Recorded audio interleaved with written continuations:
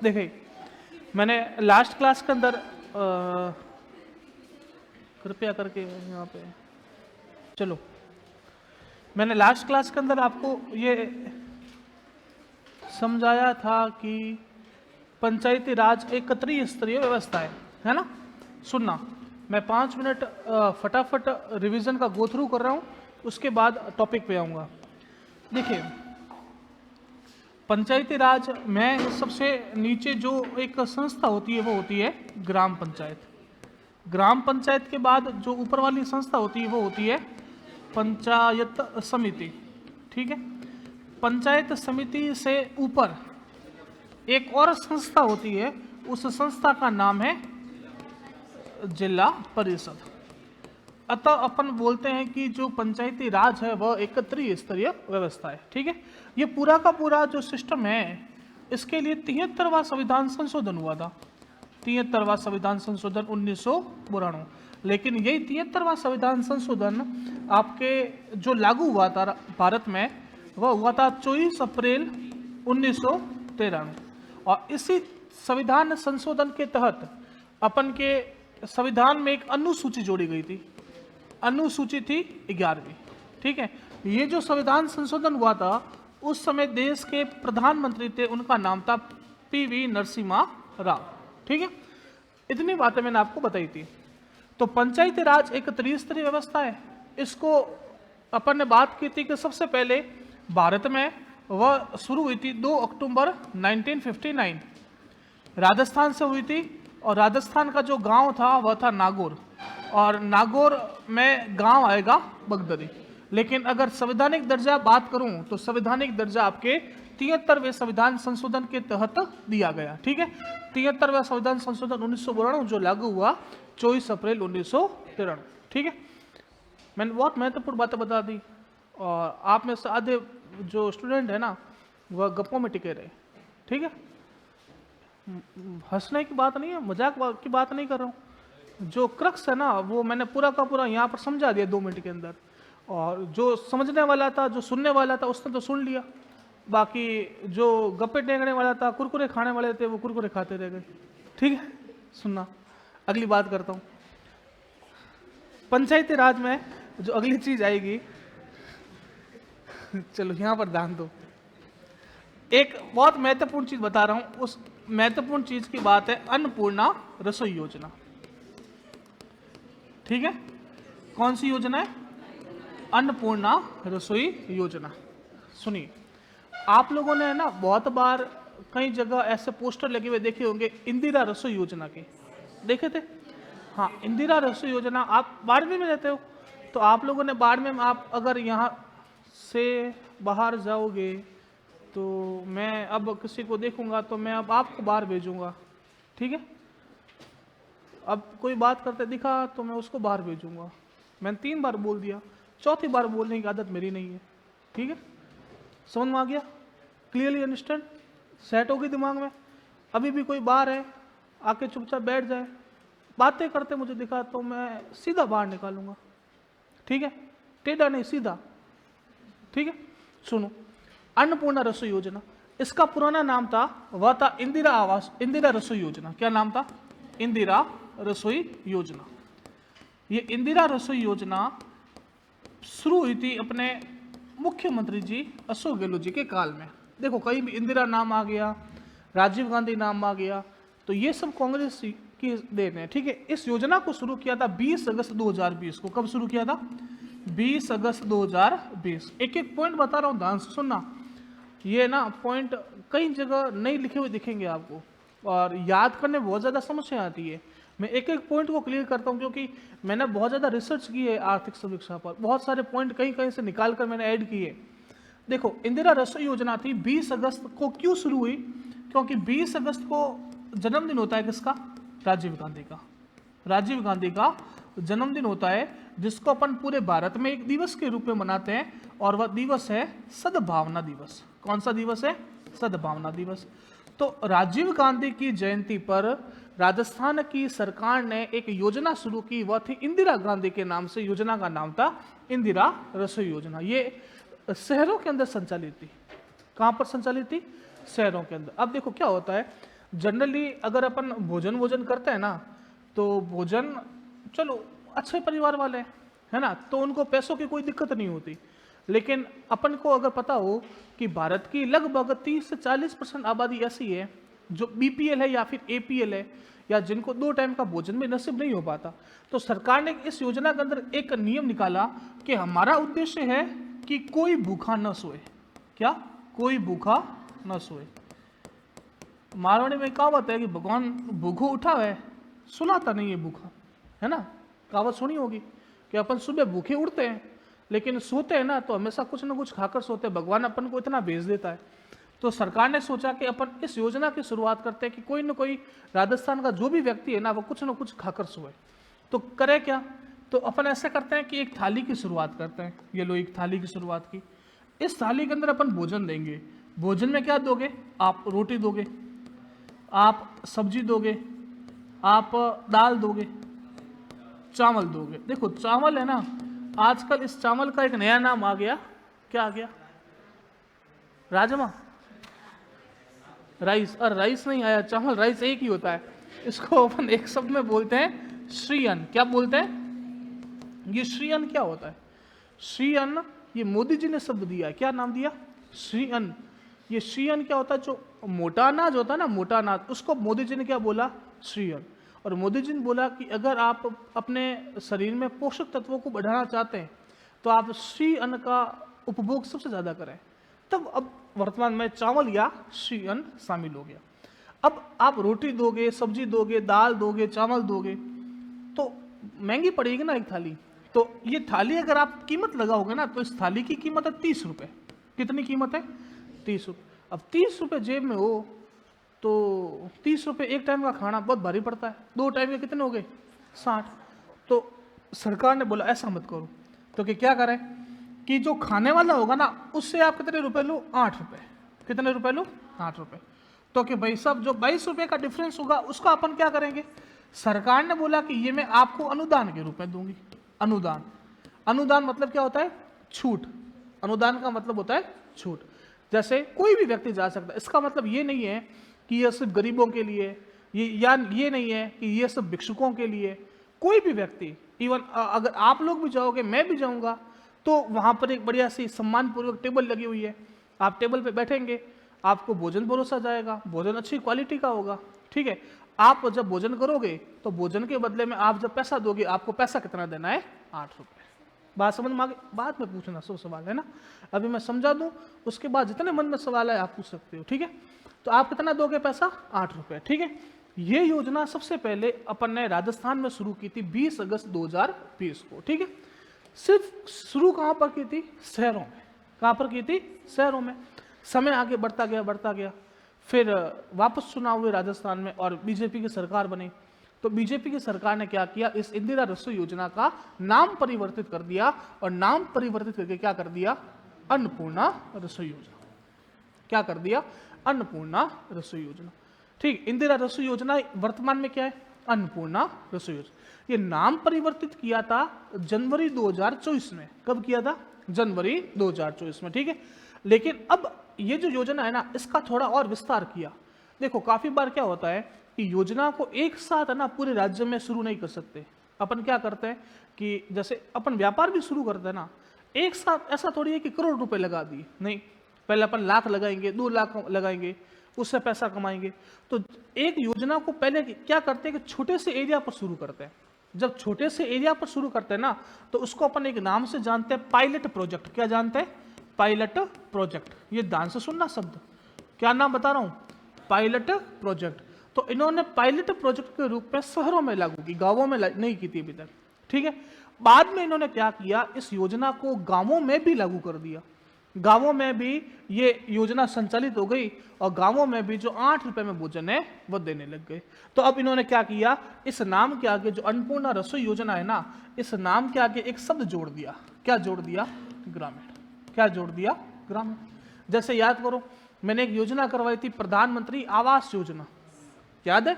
याद करो, 1,20,000 रुपए मकान बनाने के लिए मिलते थे, 12,000 रुपए शौचालय बनाने के लिए मिलते थे। तो ये योजना गांवों में भी है, शहरों में भी है। आप अगर सेंट पॉल स्कूल की तरफ जाओगे ना, तो वहां पर फ्लैट बन रहे हैं, वो फ्लैट बन रहे हैं प्रधानमंत्री आवास योजना। लेकिन चूंकि ये शहर है तो नाम के पीछे क्या जोड़ दिया, शहरी।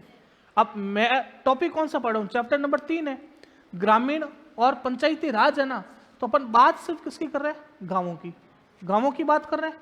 तो गांवों में ये जो योजना है, तो ये योजना का नाम क्या है, अन्नपूर्णा रसोई योजना ग्रामीण। बात समझ में बैठ रही है। अब गांवों के अंदर भी क्या होगा, गांवों के अंदर भी आपको रोटी मिलेगी, सब्जी मिलेगी, दाल मिलेगी, चावल मिलेगी। इसकी टोटल कीमत कितनी है, 30 रुपए।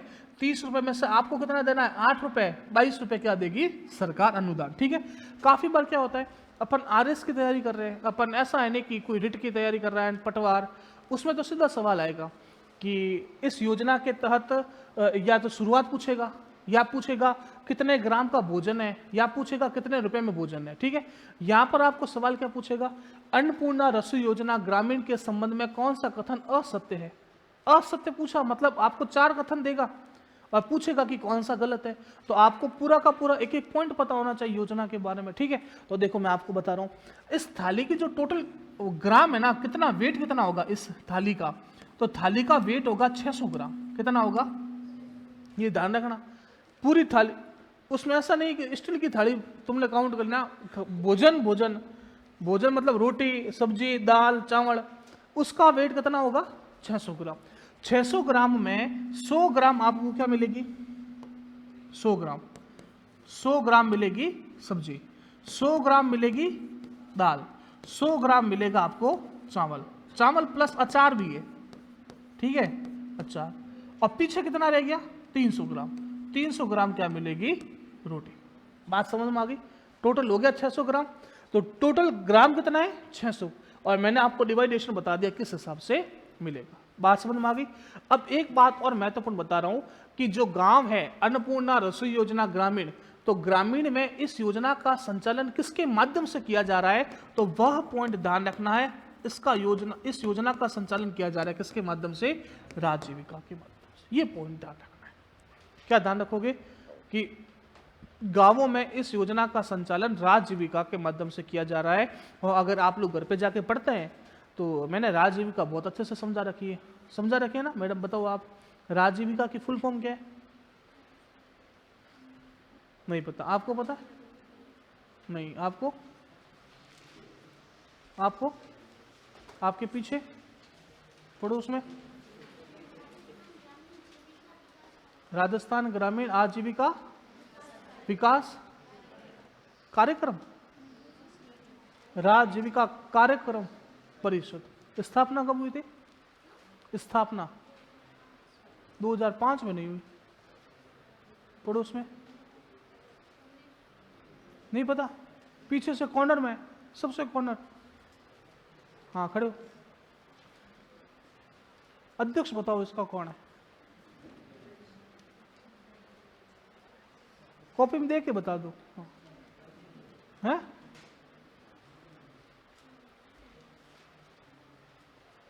हाँ वो याद आयो है। इतना समझाया था कि बहुत महत्वपूर्ण संस्था है, तब इसका अध्यक्ष मुख्यमंत्री होता है, बोला था ना। हाँ, स्थापना हुई थी अक्टूबर 2010, ये सब बातें बताई थी मैंने। तो ये संस्था है जो इसका संचालन करती है, किसका, अन्नपूर्णा रसोई योजना का। बात समझ में आ गई, या कोई दिक्कत है, नहीं है। चलो हेडिंग डालो, अन्नपूर्णा रसोई योजना ग्रामीण।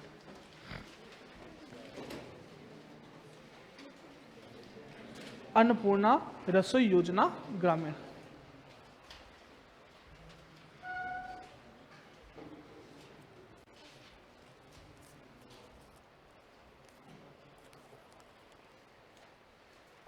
बताएंगे सेंट्रल स्पॉन्सर्ड स्कीम और सेंट्रल सेक्टर स्कीम, दोनों में फर्क क्या होता है मैं आपको समझाऊंगा। एक होती है केंद्र प्रवर्तित योजना और एक होती है केंद्र सेक्टरल योजना। कुछ योजनाएं ऐसी होती है जो सिर्फ केंद्र सरकार द्वारा फंडेड होती है, और कुछ योजनाएं ऐसी होती है जिसके अंदर केंद्र और राज्य दोनों कुछ न कुछ अनुपात में अपना पैसा भेजती है। तो ये दोनों में फर्क है, मैं आपको आराम से बाद में समझाऊंगा। ठीक है, पहले अभी इसके बारे में लिखो आप। शुरुआत,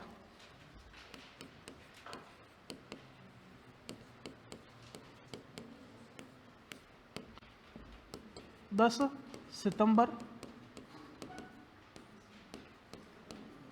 2023।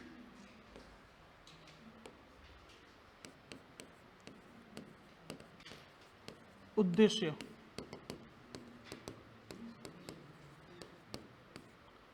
ग्रामीण क्षेत्र, क्या हो गया? देखो मैं बताऊं, यहां पर मैंने क्या लिखा था, इंदिरा रसोई योजना। इंदिरा रसोई योजना कब शुरू हुई थी? 20 अगस्त 2020। ये कहां पर थी? सिर्फ शहरों में। फिर मैं क्या बता रहा हूं, ग्रामीण गांवों में जो इसकी शुरुआत हुई थी वह हुई थी 10 सितंबर 2023। अगला टॉपिक जब मैं कराऊंगा शहरीकरण, तब मैं तारीख क्या लिखूंगा? 20 अगस्त 2020। ये ग्रामीण की बात है। ग्रामीण क्षेत्रों में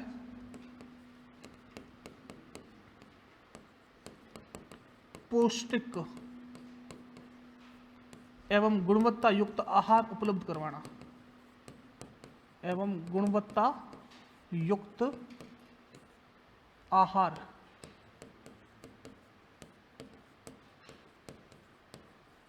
उपलब्ध कराना, आहार उपलब्ध कराना।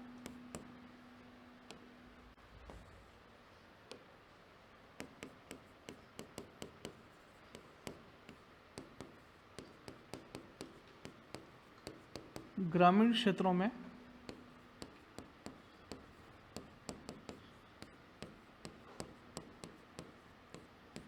अन्नपूर्णा रसोई योजना का संचालन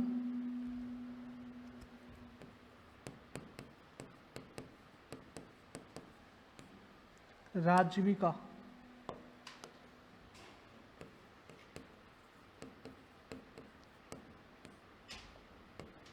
के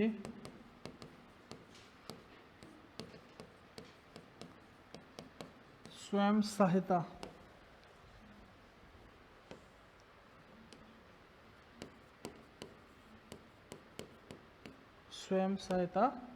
समूहों के द्वारा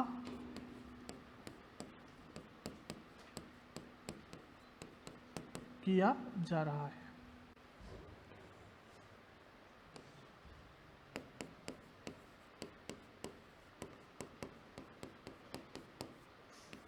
योजना अंतर्गत थाली की कीमत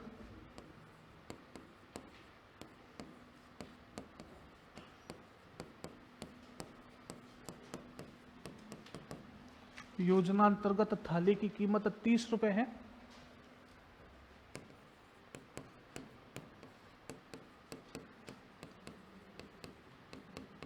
खाने वाला व्यक्ति शेष 22 रुपए सरकारी अनुदान है।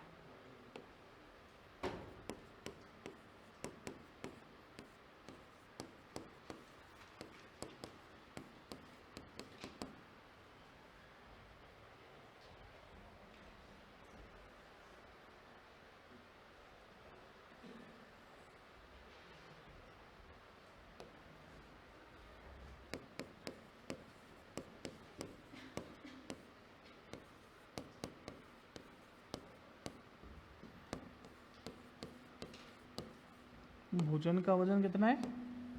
600 ग्राम।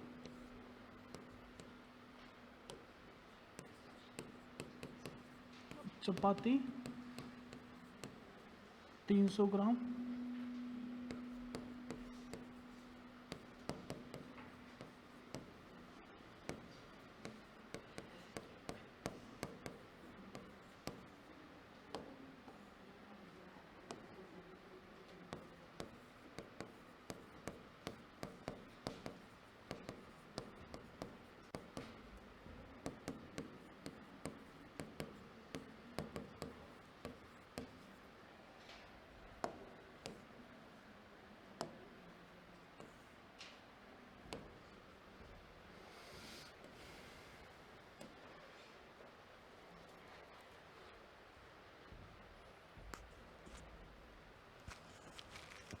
लिखना जल्दी से, है ना?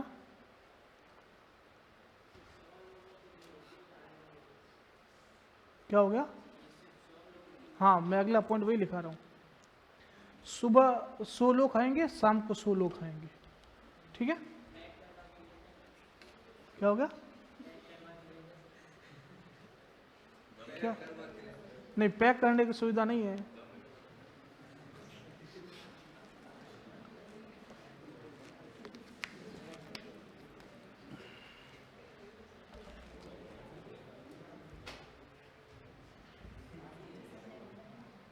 आपने तो में से किसी ने कभी खाया है खाना?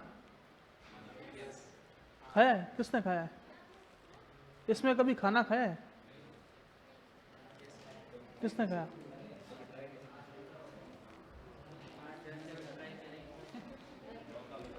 हमारे यहाँ पे एक बार कैंप चला था कि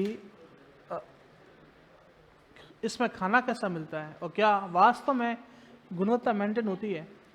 तो हमारे ऑफिस से है ना टीमें बनाई। वो क्या बोला, टीमों के अंदर लिखा था कि आप लोग प्रत्येक रसोई पर जाकर चेक करोगे, वहाँ का खाना खाओगे, खाना खाने की फ़ोटो खींचोगे और ग्रुप के अंदर अपलोड करोगे। तब उस कमेटी के अंदर मेरे को भी डाला, कहीं जाके आए, खाना खा के आए। अब पता नहीं वास्तव में, अब हम गए थे इस वजह से खाना अच्छा बना था या रेगुलर इतना अच्छा होता है। खाना बहुत सही था। आज 8 रुपए के अंदर अगर आपको भोजन मिल रहा है तो बहुत सही बात है। 8 रुपए के अंदर अपन को डेयरी मिल्क की चॉकलेट नहीं मिलती आज की तारीख में, है ना। 8 रुपए में आपको भोजन मिल रहा है, वास्तव में बहुत अच्छी योजना है। तभी आज देखो, पहले शहरों में थी, अब कहाँ पर इंप्लीमेंट हो रही है? गांवों में। ठीक है, चलो अगली बात करूं, लिखो।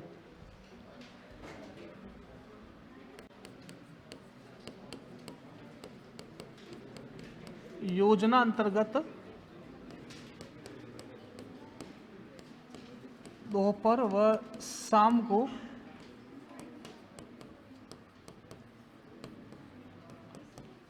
अधिकतम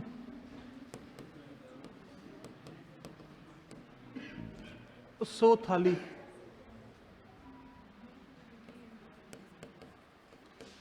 के कूपन उपलब्ध करवाए जाते हैं।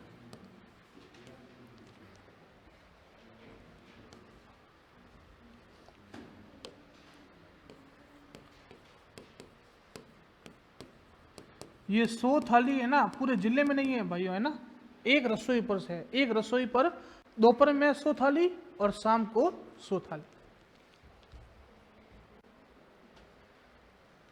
दोपहर में 100 है और शाम को 100 है। ये एक रसोई की बात हो रही है।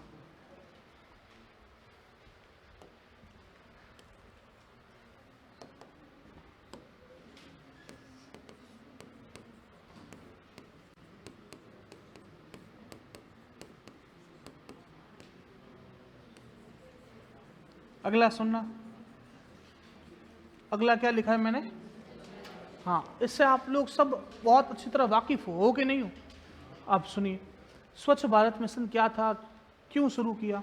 मोदी जी हमारे देश के प्रधानमंत्री बने 2014 में पहली बार, और मोदी जी का बहुत महत्वाकांक्षी मिशन है, वह है स्वच्छ भारत मिशन। पूरी जगह सफाई रखनी, स्वच्छता रखना, ये इनका महत्वाकांक्षी प्रोजेक्ट था। इस वजह से सबसे पहले 2014 में 2 अक्टूबर 2014 को इन्होंने इस मिशन की शुरुआत की। मिशन का नाम क्या है? स्वच्छ भारत मिशन। पहली बात समझ में आ गई। इस योजना का मुख्य उद्देश्य क्या था, कई बार पूछा जाता है लेकिन अपन सही ढंग से जवाब दे नहीं पाते। इसका उद्देश्य था कि पूरे देश को ओडीएफ बनाना। क्या बनाना? ओडीएफ। अब मुझे बताओ, आप में से कितने विद्यार्थी ओडीएफ की फुल फॉर्म जानते हैं? हिंदी में, इंग्लिश में, किसी में भी? ओडीएफ मतलब कौन बोला? ओजोन। हाँ, यहाँ पे ओजोन मैडम कहाँ से आएगा? स्वच्छ भारत मिशन है। स्वच्छ में क्या मतलब? ओजोन से साफ करना है भारत देश को। हाँ, बहुत बढ़िया। हिंदी में इसने से बताया है, खुले में शौच मुक्त, है ना। इसको अपन इंग्लिश में क्या बोलते हैं? Open defecation free. Open defecation free, इसको अपन हिंदी में क्या बोलते हैं? खुले में शौच मुक्त। इसका मतलब ये होता है कि अपन अपने गांवों में देखते होंगे, सुबह सुबह नज़ारा कुछ अलग होता है ना। तो वो नज़ारा सही करने के लिए कि प्रत्येक घर के अंदर क्या हो? शौचालय। तभी देखो, बात सुनो ध्यान से, ये चीज़ों को इंटरलिंक करना सीखो। मैंने आपको चीज़ बताई थी, 1,20,000 रुपये आवास के लिए, 12,000 शौचालय के लिए। वो शौचालय के लिए ना शुरुआत यहीं से हुई थी, स्वच्छ भारत मिशन से। बात समझ में आ गई? तो ये शुरुआत की कि अपन क्या करेंगे, ओडीएफ बनाएंगे पूरे देश को। अब पूरे देश को ओडीएफ बनाना है तो सबको लक्ष्य दिया कि आपको अपने राज्यों को टॉप रखना है। तो उसी बीच में नाम आया राजस्थान का। राजस्थान, मुझे बताओ ओडीएफ है क्या? क्या खुले में शौच मुक्त है राजस्थान? हाँ, ये आपको भी पता है, मुझे भी पता है। लेकिन आर्थिक समीक्षा के अंदर ये लिखा हुआ है कि 2018 में राजस्थान क्या हो गया, ओडीएफ हो गया।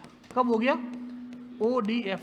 कब हो गया? 2018 में, ईमानदारी से अब लिखा हुआ है। तो अब क्या होता है, आजकल पत्रकारिता चल रही है, पत्रकारिता बहुत खोजी पत्रकारिता है। अगर मैं कोई बात बोलूं ना तो उसकी खोज करेंगे। तो अब ये तो बहुत बड़ी बात बोल दी कि राजस्थान खुले में शौच मुक्त बन गया। अगले दिन पत्रकारों ने क्या क्या खोजबीन करनी शुरू की। सुनो सुनो आप, खोजबीन करनी शुरू की तो वो ऐसे ऐसे स्थानों पर जाकर बैठे कि जहाँ की परिकल्पना अपने की सोच से परे है। तो बैठे तो उन्होंने कई ऐसी विचित्र तस्वीरें प्राप्त की होगी, और तस्वीरों को जब उन्होंने अखबार के अंदर अपलोड करवाया कि राजस्थान बना खुले में शौच मुक्त, ये देखिए तस्वीरें। तो अब लगा, तो एक बयान आया। बयान क्या आया? बयान आया कि हम कल बने थे, आज तो वैसे के वैसे हैं। तो केंद्र सरकार को लगा कि ये तो गूगली है कि कल बन गए आज तुम वापस। तो उन्होंने एक नया अभियान शुरू किया। नया अभियान शुरू किया, वह किया ओडीएफ प्लस। क्या शुरू किया? ODF plus. ओडीएफ प्लस का मतलब क्या, कोई बताएगा? ओडीएफ तो खुले में शौच मुक्त है, और प्लस का मतलब क्या? हाँ, प्लस मतलब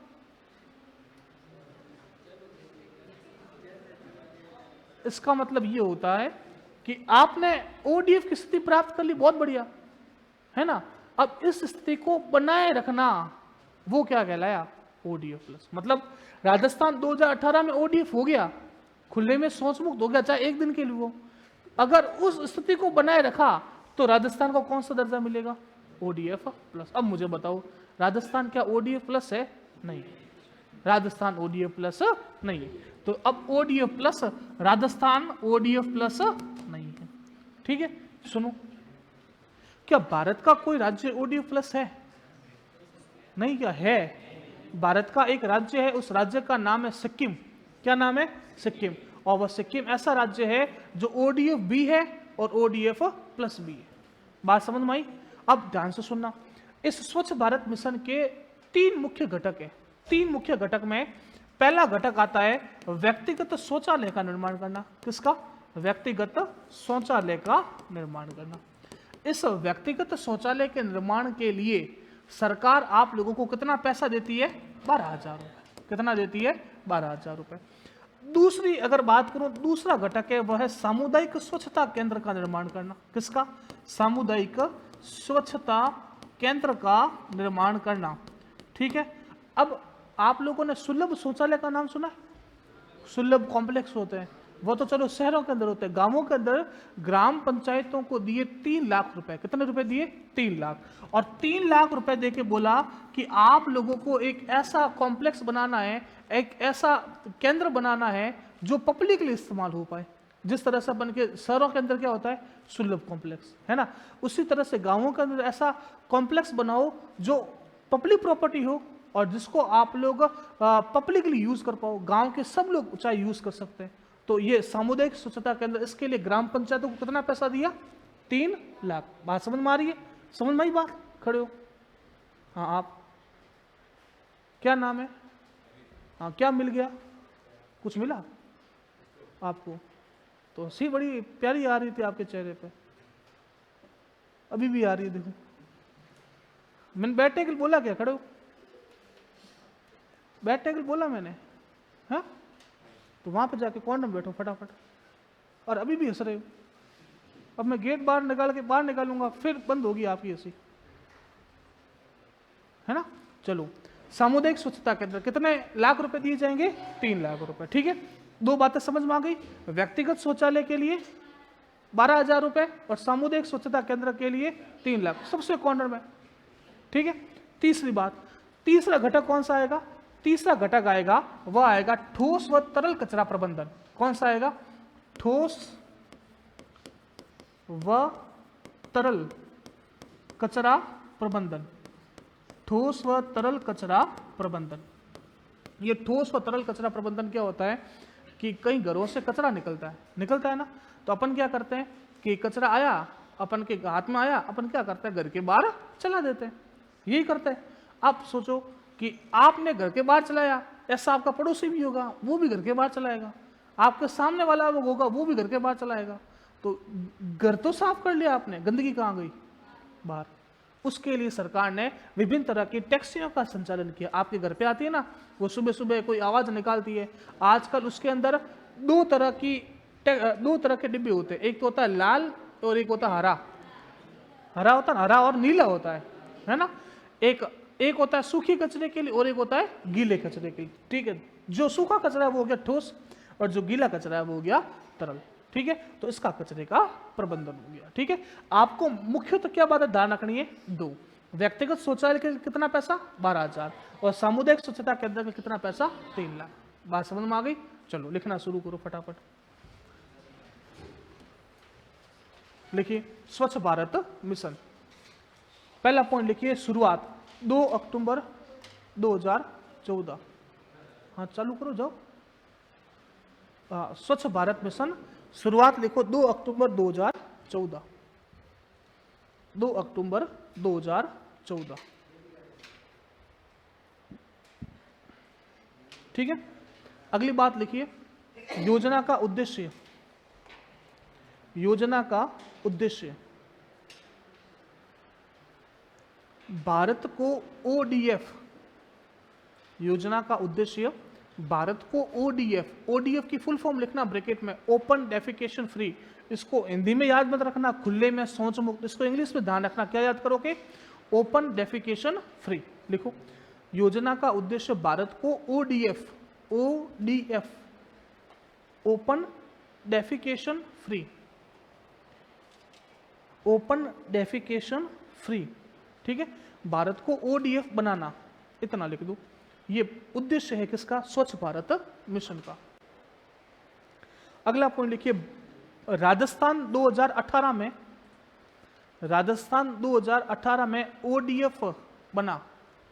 राजस्थान 2018 में ओडीएफ बना। राजस्थान 2018 में ओडीएफ बना।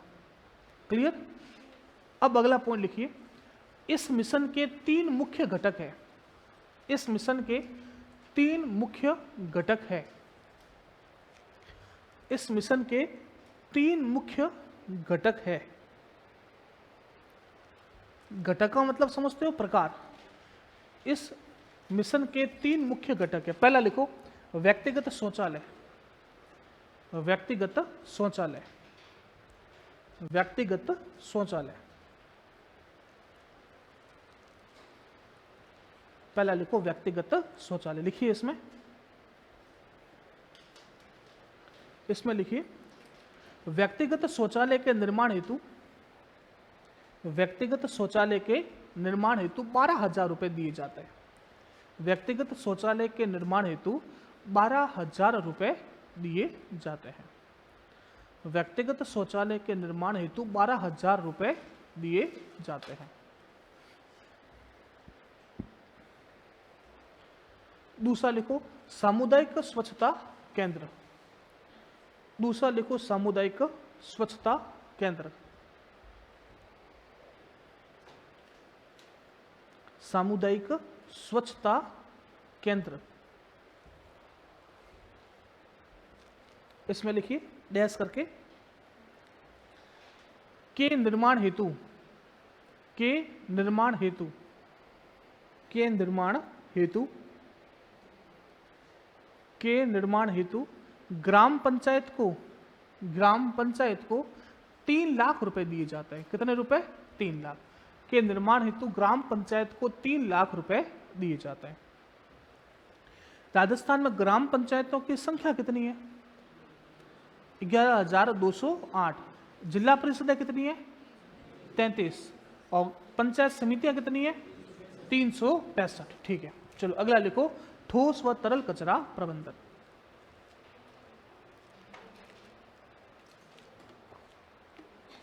अगला लिखो, ठोस व तरल कचरा प्रबंधन। ठोस व तरल कचरा प्रबंधन। ठोस व तरल कचरा प्रबंधन। ठीक है, ये पूरा का पूरा मामला समझ में आ गया? कोई दिक्कत है तो बताइए। कोई दिक्कत नहीं है? ठीक है, ये बातें पूरी की पूरी, अगर आपको मेंस के अंदर भी पूछे स्वच्छ भारत मिशन के ऊपर टिप्पणी करने का, तो क्या लिखोगे? 2 अक्टूबर, सुनना ये बातें जिस तरह से मैं बोल रहा हूँ ना, सिर्फ उसी तरह से लिखना है। 2 अक्टूबर 2014 को भारत सरकार के ग्रामीण विकास मंत्रालय द्वारा स्वच्छता के लिए स्वच्छ भारत मिशन की शुरुआत की गई थी, जिसका उद्देश्य भारत को खुले में शौच मुक्त बनाना था, जिसके फलस्वरूप 2018 में राजस्थान को ODF घोषित किया गया। बाद में इस मिशन को आगे बढ़ाते हुए ODF प्लस की शुरुआत की गई थी।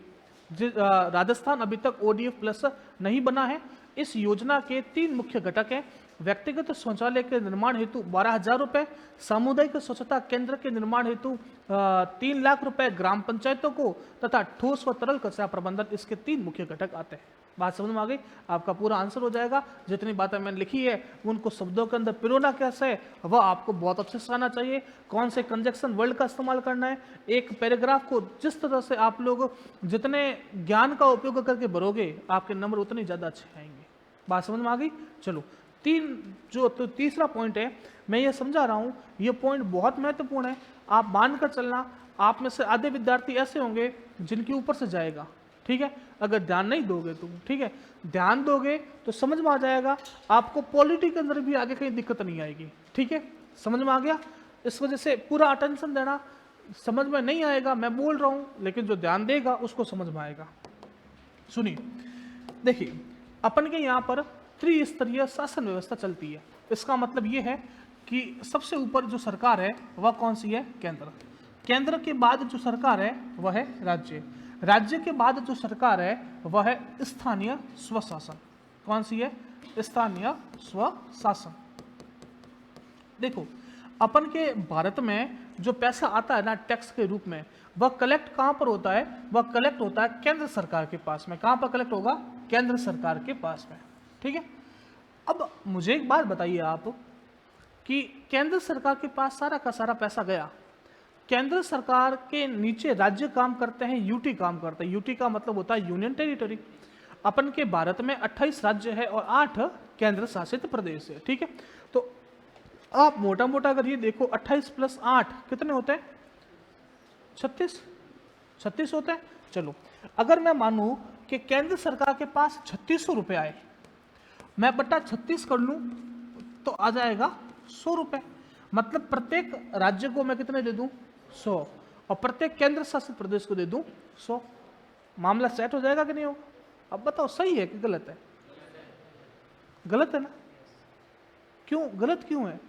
आप ये देखो ना कि भाई यूपी इतना बड़ा राज्य है जहां पर इतनी बड़ी जनसंख्या है, और उसके सामने गोवा यूं मुट्ठी भरा है कि नहीं है? आप गोवा को भी 100 रुपये दे रहे हो और यूपी को भी 100 रुपये दे रहे हो, ये तो अन्याय है। आपको पैसों का डिवाइडेशन करना है तो बहुत सारे आधार लेने पड़ेंगे। आपको जनसंख्या देखनी पड़ेगी, आपको क्षेत्रफल देखना पड़ेगा, वहाँ पर शिक्षा का स्तर कैसा है वो देखना पड़ेगा, आपको जो मूलभूत आवश्यकता है जैसे चिकित्सा, उसको भी तो देखना पड़ेगा। तो अपन पैसों का डिवाइडेशन करें कैसे कि कितना केंद्र रखेगी, कितना केंद्र और राज्यों के मध्य बंटवारा होगा, कितना राज्य और राज्यों के मध्य बंटवारा होगा, कितना राज्य और केंद्र शासित प्रदेशों के मध्य बंटवारा होगा। तो ये सब निर्धारित कौन करेगा? निर्धारित करने के लिए आपके संविधान के अंदर एक आर्टिकल आता है, और उस आर्टिकल का नाम है आर्टिकल 280। क्या आता है? आर्टिकल 280। आप लोग संविधान में अभी तक यहाँ तक पहुँचे हो? नहीं पहुँचे। तो आर्टिकल 280 है, वह बात करती है केंद्रीय वित्त आयोग के बारे में। क्या बात करती है? केंद्रीय वित्त आयोग। ये केंद्रीय वित्त आयोग एक आयोग है तो सीधी सी बात है, इसके अंदर कोई ना कोई मेंबर होंगे। ये मेंबर इतने स्कॉलर होते हैं, इतने विद्वान होते हैं, जिनको अर्थव्यवस्था का बहुत अच्छा ज्ञान होता है, जिन्होंने अर्थव्यवस्था के अंदर बहुत लंबी पढ़ाई की होती है, रिसर्च किया होता है, उनको यहाँ का अध्यक्ष है, उनको यहाँ का सदस्य है, वो बनाया जाता है। ठीक है, तो इस संविधान के अंदर आर्टिकल 280 के अंदर लिख रखा है कि जो पैसा है वह केंद्र राज्य और राज्यों के मध्य बंटवारा करने के लिए आर्टिकल 280 के तहत एक केंद्रीय वित्त आयोग होगा। इस केंद्रीय वित्त आयोग के अंदर जो अध्यक्ष होगा वह अध्यक्ष कितना होगा, वह अध्यक्ष एक होगा और 4 होंगे, वो होंगे सदस्य। ये इसकी संरचना है कि एक अध्यक्ष होगा और 4 सदस्य होंगे। ये क्या करेगा, ये अपनी सिफारिश देगा कि भाई केंद्र के पास इतना पैसा रहना चाहिए, राज्य के पास इतना पैसा रहना चाहिए, राज्य और राज्यों के में यूपी को इतना मिलना चाहिए, राजस्थान को इतना मिलना चाहिए, गोवा को इतना मिलना चाहिए। तो ये सिफारिशें होगी और ये सिफारिशें 5 साल के लिए लागू रहेगी। कितने साल के लिए, 5 साल के लिए। चलो मैं अभी जो आपको साल बात कर रहा हूं वह साल कौन सा है, 2023-24 का साल है ना। मैंने आपको बताया था आर्थिक समीक्षा कौन सी पढ़ रहे हैं, 23-24 की।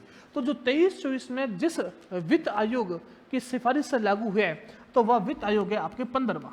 कौन सा है, 15वां फाइनेंस कमीशन। इस 15वें फाइनेंस कमीशन की अगर मैं बात करूं तो जो इसका अध्यक्ष है वह कौन है, एन.के. सिंह। कौन है, एन.के. सिंह इस 15वें वित्त आयोग के अध्यक्ष है।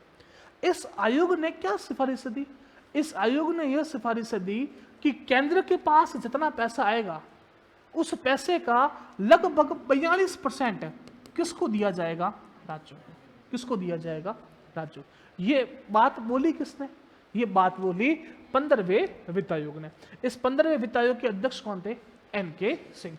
अब बात सही है, तो ये सिफारिश से कब तक लागू रहेगी, मैंने क्या बोला, 5 साल तक लागू रहेगी। तो इसकी अंतिम सिफारिश लागू रहेगी 2025-26 तक। मतलब आप जब तक 2025-26 का साल पढ़ोगे तब तक कौन सा आयोग काम करेगा, एन.के. सिंह का। तो आने वाले वर्षों के लिए क्या, 26-27 के लिए क्या होगा, 26-27 के लिए सरकार ने एक आयोग और बना दिया। उस आयोग का नाम है 16वां फाइनेंस कमीशन और उसके जो अध्यक्ष है उसका नाम है अरविंद पनगड़िया। क्या नाम है, अरविंद पनगड़िया। बात समझ में आ गई कि नहीं आई। अभी तक ये आयोग बनाया है, ये अध्ययन करेगा, सिफारिश से लागू करेगा। सिफारिश से कब से लागू होगी, 2026-27 से 25-26 तक इसकी सिफारिश से लागू है, एन.के. सिंह। चलो ठीक है, अब राज्य के पास पैसा आ गया। ठीक है, अभी छोड़ो राजस्थान के पास कितना आया कितना नहीं आया, अब ये सोचो कि राजस्थान के पास पैसा आ गया। अब क्या राजस्थान पूरा का पूरा राजस्थान सरकार अपने पास रखेगी, नहीं रख सकती, क्योंकि उसके नीचे भी क्या काम करते हैं, स्थानीय स्वशासन। तो अब वापस वही समस्या कि राजस्थान कितना अपने पास रखे और कितना बाड़मेर को दे, कितना नागौर को दे, कितना जैसलमेर को दे। क्या सबको बराबर दे दे काम चल जाएगा, और कहाँ चलेगा यार। करौली इतना सा, जैसलमेर इतना बड़ा, धौलपुर छोटा सा, गंगानगर बड़ा। तो अब वापस समस्या आ गई। तो वापस समस्या आई तो अपन वापस संविधान की तरफ गए और संविधान के अंदर एक आर्टिकल आया 248 आई और वाई। ये संविधान के अंदर आर्टिकल है और इस आर्टिकल में 243 आई और वाई में एक आयोग है, उस आयोग का नाम है राज्य वित्त आयोग। क्या नाम है, राज्य वित्त आयोग। बात समझ में आ रही कि नहीं आ रही। वो आयोग कौन सा था, केंद्रीय वित्त आयोग। उस आयोग ने बोला कि केंद्र और राज्यों के मध्य कितना बंटवारा होगा और ये आयोग बोलेगा कि राज्य और स्थानीय स्वशासन को आप लोग कितना पैसा दोगे। इस आयोग का नाम क्या है, राज्य वित्त आयोग।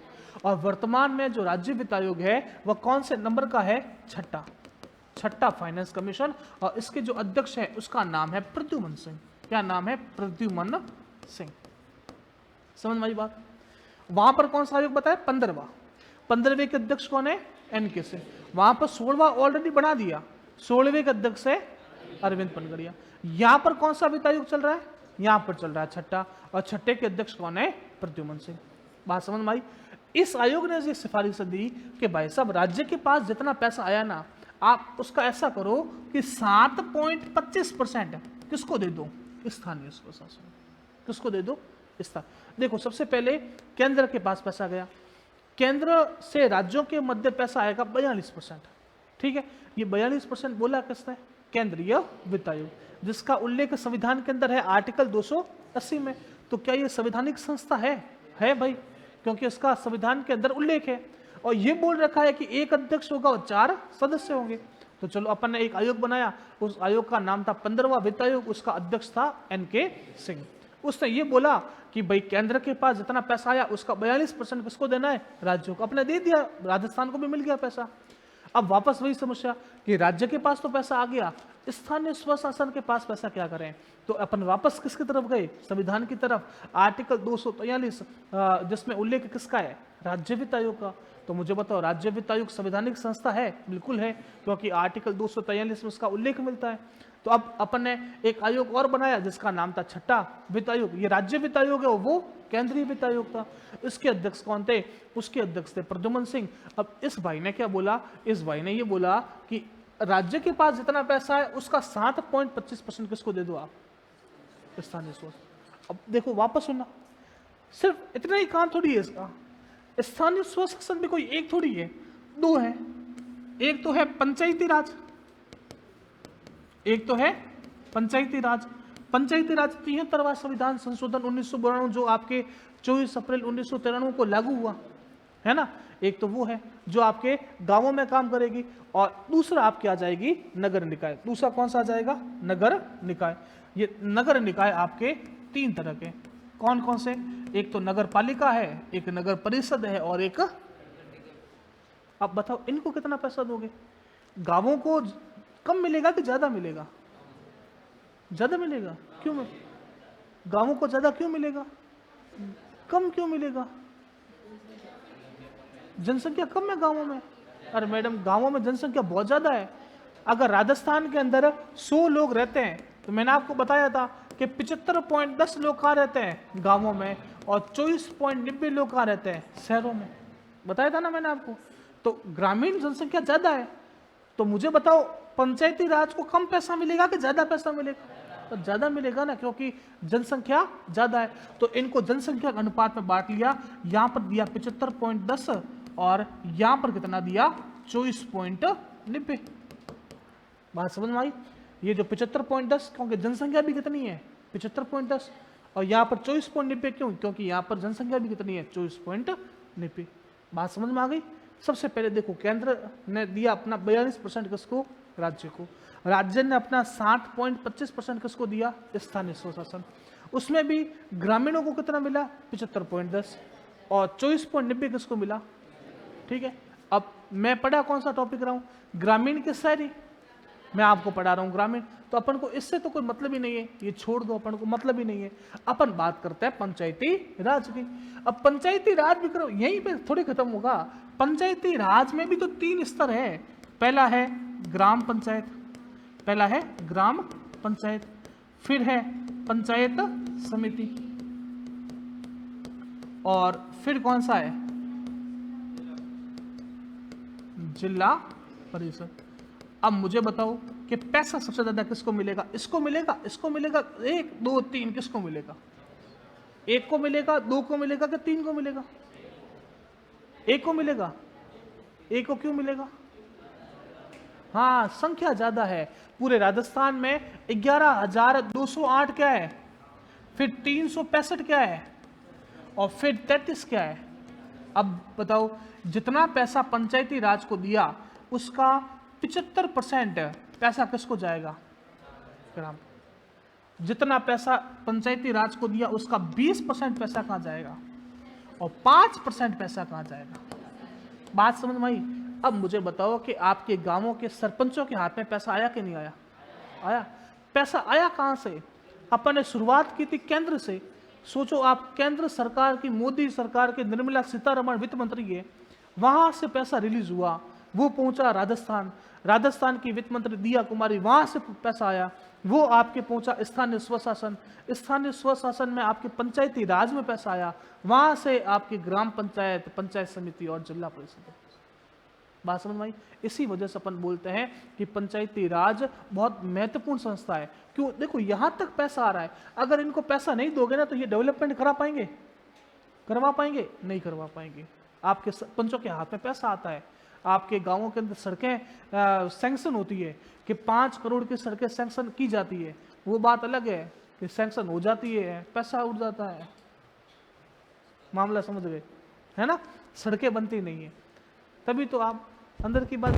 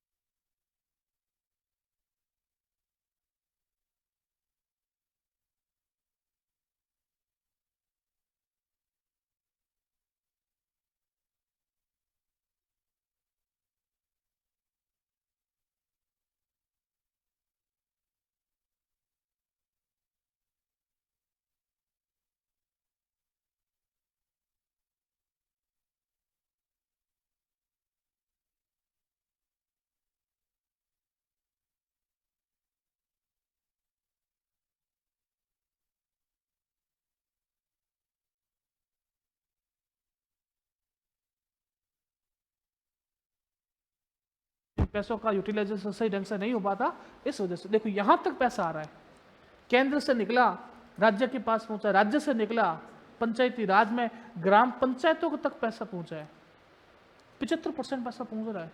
अब आप क्या सोचोगे सर 7.25% पैसा, अरे 7.25 कोई वहां पर ऐसा थोड़ी है कि लाख रुपए पड़े हैं, वहां पर पड़े होंगे 10 लाख करोड़, सुन में आया, 10 लाख करोड़, उसका 42%, समझ में आई, उसका 7.25 यहां पर पहुंचेगा कम से कम 1000 करोड़ के आसपास, इतना पैसा आता है, समझ में आई, 1000 करोड़। ठीक है, चलो अब ऐसा करो कि कॉपी के अंदर है ना ये डायग्राम बना लो। डायग्राम में बनाना क्या है, सुनो पहले सुनो। केंद्र 42%, राज्य 7.25%, स्थानीय स्वशासन, पंचायती राज और नगर निकाय यहाँ पर 75.10, यहाँ पर 75, 20, 5, ये साइड वाली चीज जो लिखी हुई ना बस वो लिख देना, आपको समझ में आए वैसा डायग्राम, जो आपको समझ में आया ना उतना आप बना लो कॉपी के अंदर।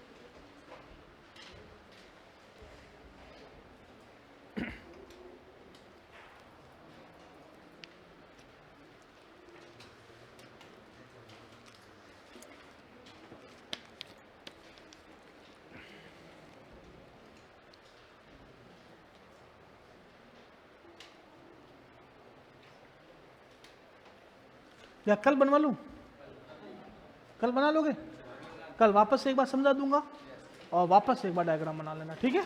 चलो धन्यवाद।